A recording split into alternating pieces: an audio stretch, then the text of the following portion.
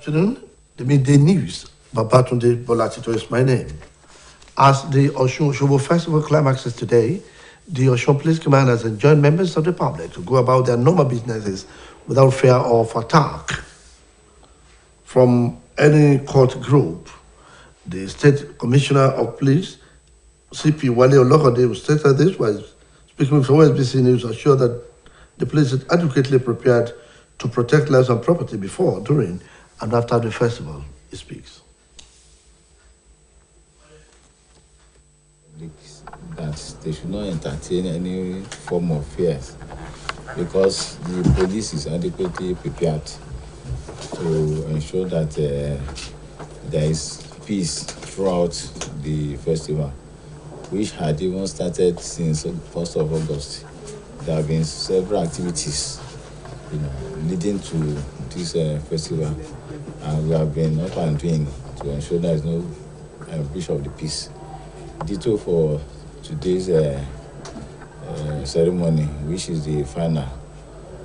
Yesterday, I had a meeting with other security agencies, federal security agencies, ditto the TSL, the Civil Defense, and others concerning security.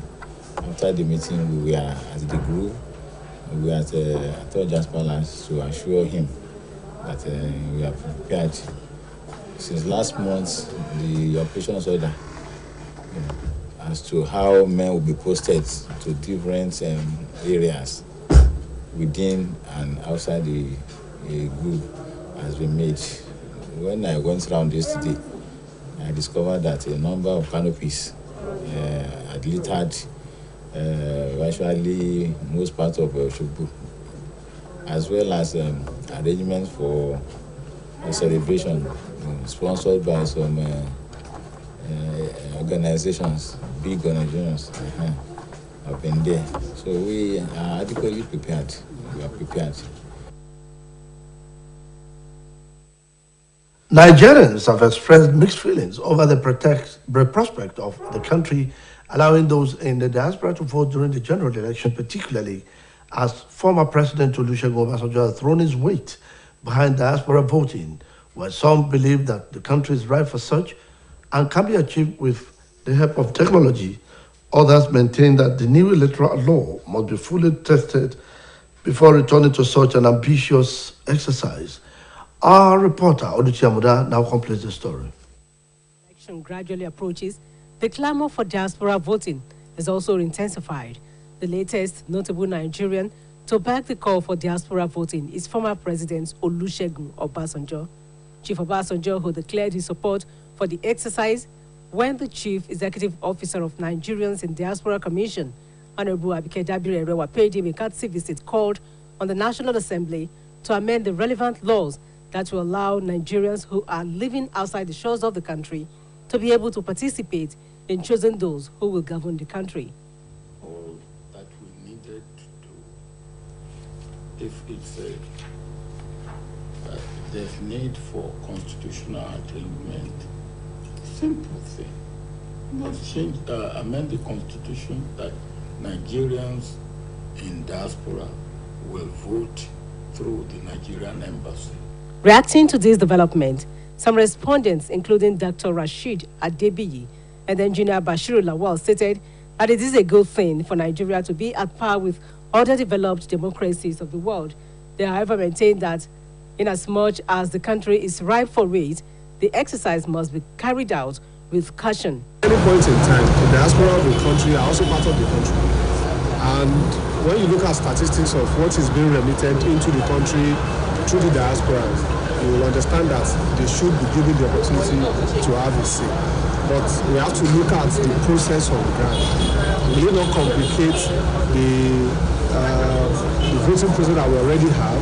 We will not complicate it where we have politicians picking loopholes as to the perfection of the entire process. So if the world is global, therefore Nigeria cannot be exempted.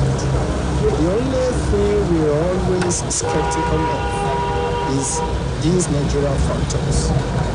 These Nigerian factors and the ability to believe in each other. most of the time we doubt ourselves. We say, we have about how many million votes from America? Can it be true? And so on and so forth. Except that, I think Nigeria is right for it. In his submission, Mr. Said Adekileko said it is imperative for the country to learn how to work before running. He maintained that the new biometric voter accreditation system, as well as other forms of technology introduced by INEC, has now been fully tested in a general election to know how effective and acceptable it will be. Our electoral process has improved tremendously with the use of technology. A whole lot of these things are just coming in. New laws are just being approved, signed, promulgated to allow a whole lot of these inventions to come into our electoral process. I think for now, we should just see, allow some time to see how well are all these changes, that we are able to accommodate them, and how better have we fared in the implementation of these changes. Will the National Assembly heed to the call of former President Olusegun Obasanjo and amend the Constitution to allow for diaspora voting? Only time will tell. Oluchi Amuja, OSBC News.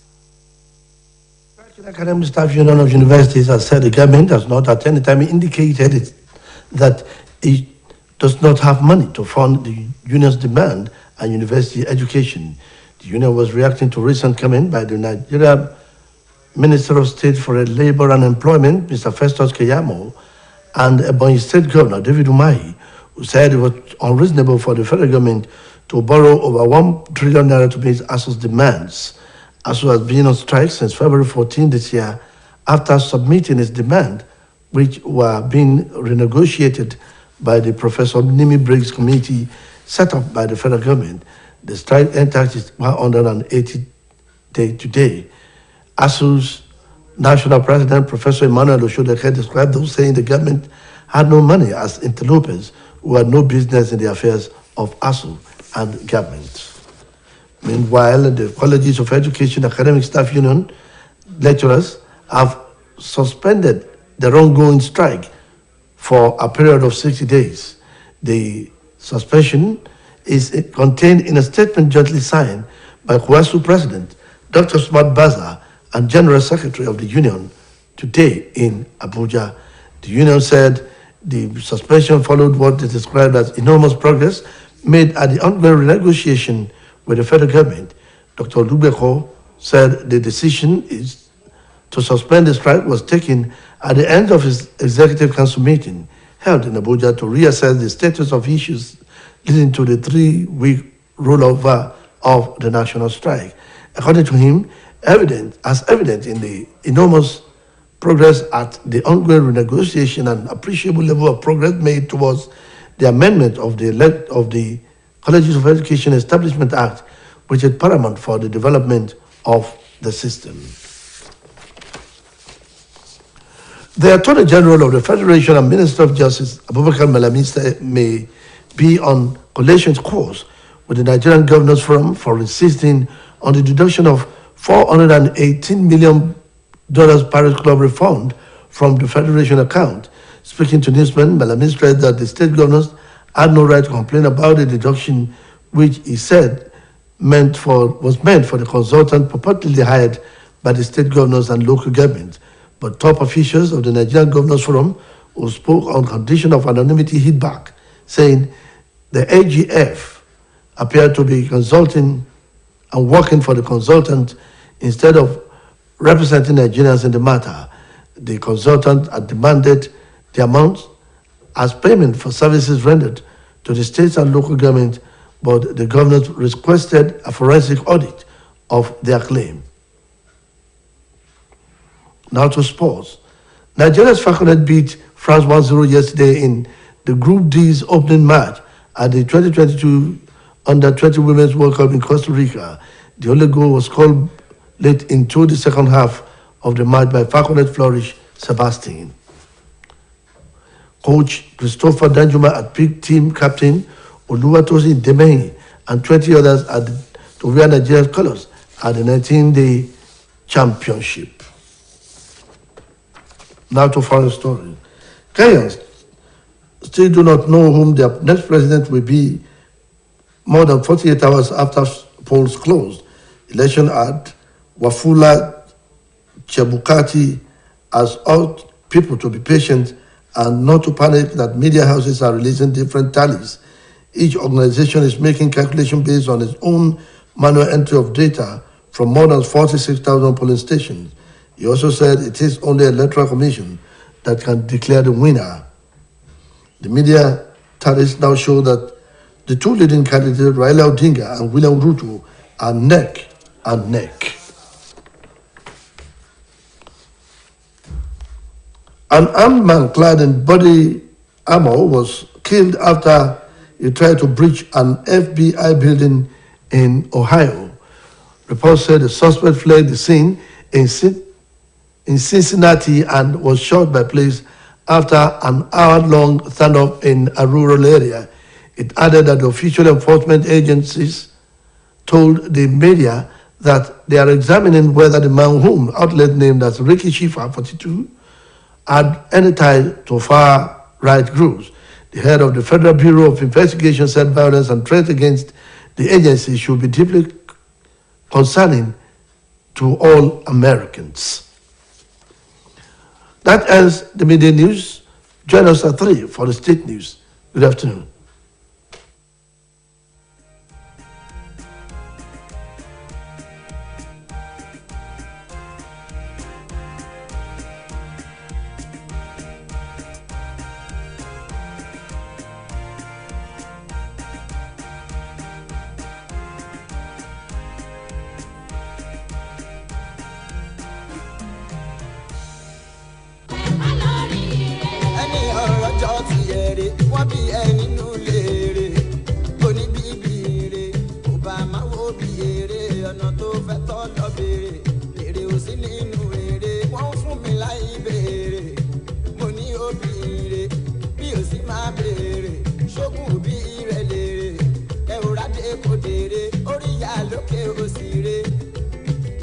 Látàárọ̀ ẹ káàbọ̀ sórí ìròyìn ọjọ́ kan rí Àbọ̀sẹ̀dé Alóńgẹ́ lórúkọ mi. Gẹ́gẹ́ bá ṣe ká gba ayẹyẹ ọdún Ọ̀ṣun Òṣogbo ṣe kò lónìí, ọ̀gá ọlọ́pàá nípínlẹ̀ Ọ̀ṣun Ọ̀gbẹ́ni Wálé Ọlọ́kọ̀dé ti rọ àwọn aráàlú pé kí wọ́n má ṣe bẹ̀rù nípa ìkọlù yòówù táwọn ọmọ ẹgbẹ́ òkùnkùn lè fẹ́ ṣe, ṣùgbọ́n kí wọ́n máa bá iṣẹ́ òòjọ́ wọn lọ láì fòyà. Ọ̀gbẹ́ni Ọlọ́kọ̀dé sọ èyí di mímọ̀ lásìkò tó ń bóníròyìn iléeṣẹ́ yìí fọ̀rọ̀wérọ̀ pẹ̀lú ìdánilójú pé iléeṣẹ́ ọlọ́pàá ti gbáradì láti dáàbò bo ẹ̀mí àti dúkìá àwọn èèyàn ṣáájú, lásìkò àti lẹ́yìn ayẹyẹ ọdún náà. Ó sọ̀rọ̀ síwájú sí i. Ayẹyẹ Ọ̀ṣun Òṣogbo tí wọ́n fẹ́ ṣe yìí, àwọn ọlọ́pàá àti ṣe gbogbo ètò láti rí i pé kò sí wàhálà, lórí ó ti bẹ̀rẹ̀ láti 1st of August ó dẹ̀ máa parí ní 12th of August. Gbogbo àwọn ètò tán ti ń ṣe tẹ́lẹ̀tẹ́lẹ̀, gbogbo ẹ̀ náà láti pèsè ìdáàbòbò and kò sí wàhálà. Ní ti níyì náà àti lánàá mo ṣe pàdé pẹ̀lú àwọn ẹlẹgbẹ́ mi tó kù, àwọn DSS, àwọn civil defence, lórí pé ká pawọ́pọ̀ láti rí pé ìdáàbòbò wà lẹ́nìí. Lẹ́yìn tá a parí ìpàdé yẹn, a lọ káàkiri, a rí gbogbo àwọn àti bàbá tó ń ṣe káàkiri, a dẹ̀ tó lọ sí ibi ojúbọ yẹn náà, a tún lọ rí àtà ọjà láti fi dá lójú pé a ti ṣètò ìwé kò sí wàhálà.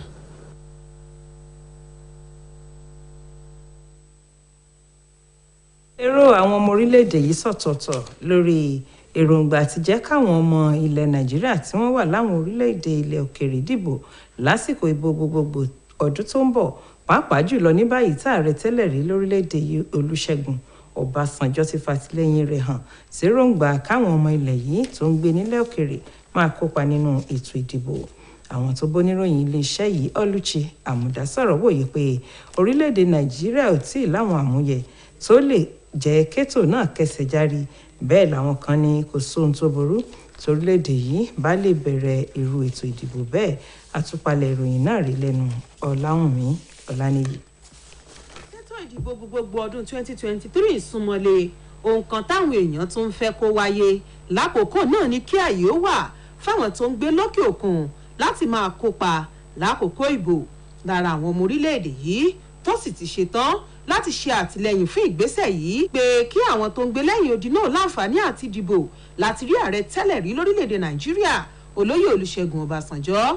Olóyè Ọbásanjọ́ ló kéde àtìlẹ́yìn rẹ̀ yìí lásìkò tí adarí àjọ tó mójútó ọ̀rọ̀ àwọn ọmọ orílẹ̀-èdè yìí tó ń gbé lókè òkun ọ̀nàrẹ́bù Àbíkẹ́ Dábírí Ẹrẹ́wà ṣàbẹ̀wò sí i. Ó wá ké sí ilé aṣòfin àpapọ̀ ilẹ̀ yìí láti ṣe àtúnṣe sí àwọn òfin tó yẹ èyí tí yóò lè fààyè gba àwọn ọmọ orílẹ̀-èdè yìí tó ń gbé lókè òkun ṣùgbọ́n tó jẹ́ pé ìfẹ́ ilẹ̀ yìí wà lọ́kàn wọn láti láǹfààní àti kópa nídìí àtìyàn adarí tí yóò máa tukọ̀ ìjọba ilẹ̀ yìí nígbàkúùgbà tí àkókò ìbò bá ti tó.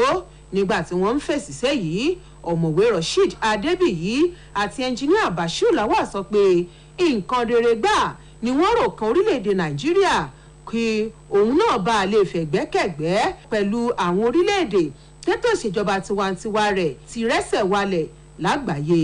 Wọ́n wá panupọ̀ sọ pé orílẹ̀-èdè yìí ṣe múra fún ètò náà ó ṣe pàtàkì láti ṣe ní pẹ̀lẹ́kùtù. a wo ipa ribiribi tí wọ́n ń kó pẹ̀lú nǹkan ọrọ̀ ajé owó àti kọ̀ọ̀kan tí wọ́n fi ránṣẹ́ sí orílẹ̀-èdè ó yẹ ká fún wọn ní àǹfààní yẹn ṣùgbọ́n a láti wò eléyìí tá à ń lò lọ́wọ́ ìdìbò tá à ń dì tí ò tí kan àwọn ti diaspora yẹn ṣáà ti ní ìgbàgbọ́ tó kún nínú ẹ̀ ṣé kìí ṣe eléyìí tí a máa ṣetán tí àwọn olóṣèlú bóyá lọ́nà kan àbómi tí wọ́n ti sọ pé eléyìí yóò dáa tó aṣọ ìwọlá ní láti wò. Nàìjíríà náà ti gòkè àgbà ó yẹ káwa náà ó ṣe bí àwọn àgbáyé tí wọ́n ṣe ń ṣe nítorí wípé à ń lajú sí ní gbogbo ìgbà ni kí a máa dìbò káwọn aráàlú òkèèrè nítorí pé wọ́n ń dá sọ̀rọ̀ tó ń lọ Nàìjíríà wọ́n mọ ohun tó ń lọ nítorí ìdí èyí kò sí ohun tó burú ó jẹ́ pé káwọn náà ò dìbò wọn pàápàá jùlọ ní ìsìn tí ayé ti lu kárajàra wọn ohun tó kàn òun náà ni pé kí àwa tó jẹ́ Nàìjíríà ká nígbàgbọ́ nú ara wa àti ìṣesí Nàìjíríà tá à ní mú wọ́ ká sì nígbàgbọ́ wípé tí wọ́n bá dìbò 1 million ní Amẹ́ríkà yóò jẹ́ bí 1 million tòótọ́ kìí ṣègbè arúmọjẹ. Nínú ọ̀rọ̀ tí ọ̀gbẹ́ni Saheed Adékìlékun ló ti nílérò tòun ó ṣe pàtàkì fún ilẹ̀ yìí láti kọ́ bó ṣe yẹ kó rìn kó tó di pé yóò máa sáré.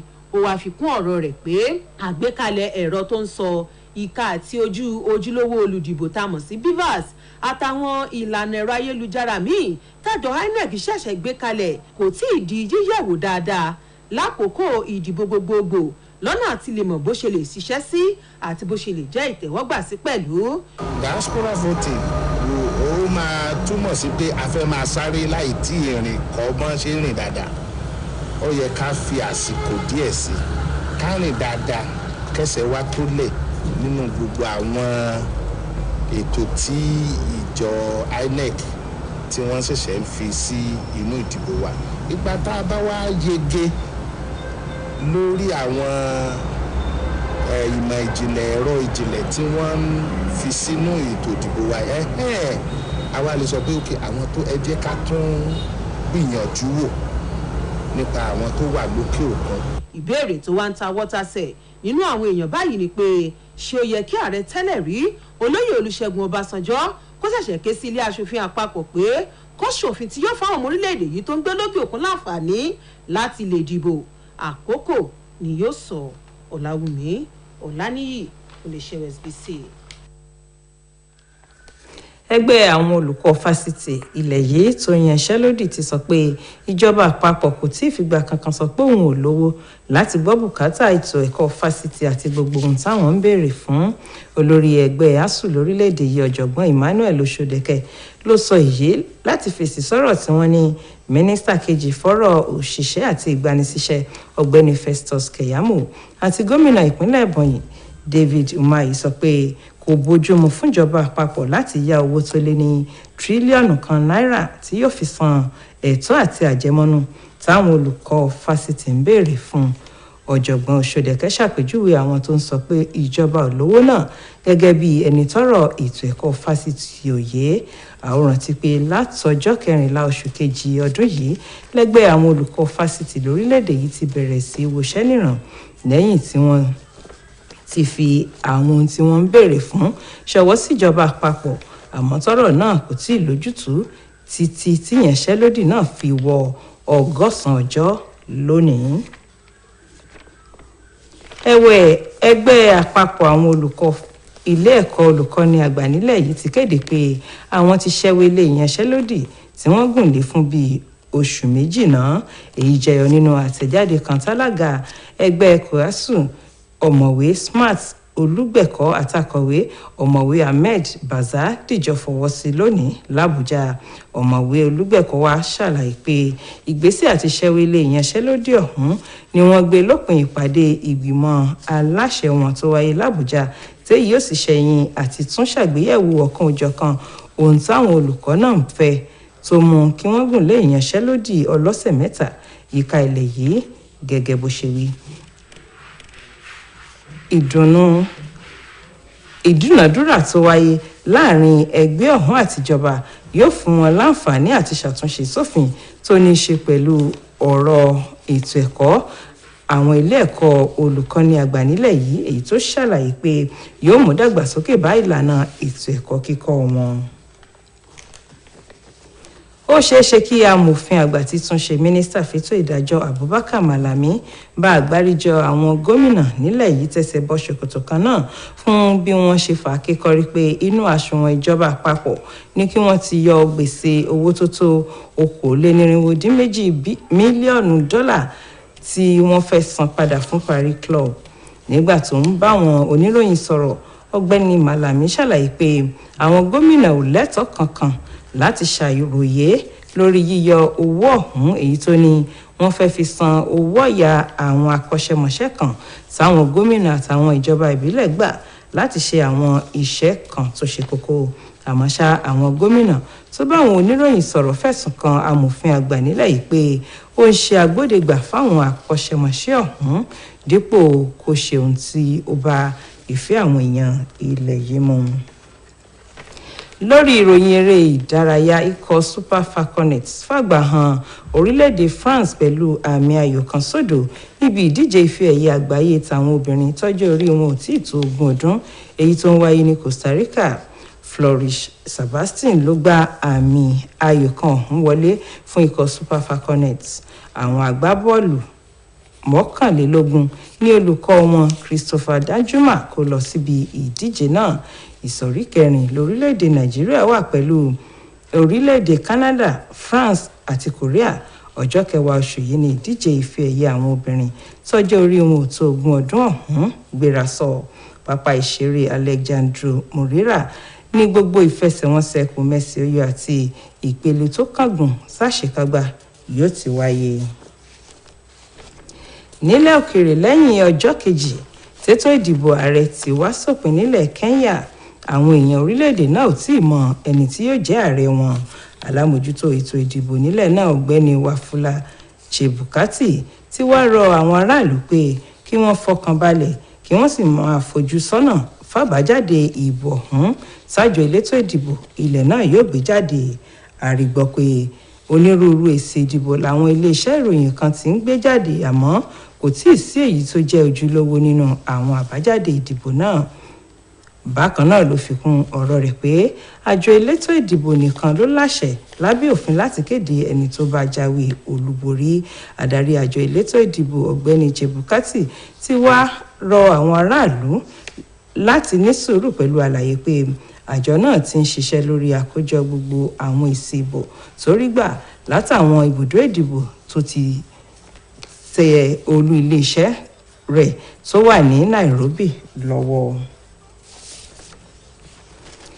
Ọkùnrin kan tí ròyìn ló dì hámọ́ra pẹ̀lú ìbọn tó ń gbìyànjú àti tàpá sófin iléeṣẹ́ ikọ̀ ọ̀tẹlẹ̀múyẹ́ FBI tó wà ní Ohio ti dágbére fáyé. Ìròyìn jẹ́ kó yé ni pé lásìkò tẹ́ni àfúrásì náà fẹsẹ̀fẹ́ làwọn ọlọ́pàá yìnbọn fún un lẹ́yìn tí wọ́n ti kọ́kọ́ dọdẹ rẹ̀ fún bíi wákàtí kan lágbègbè tó farapamọ́ sí.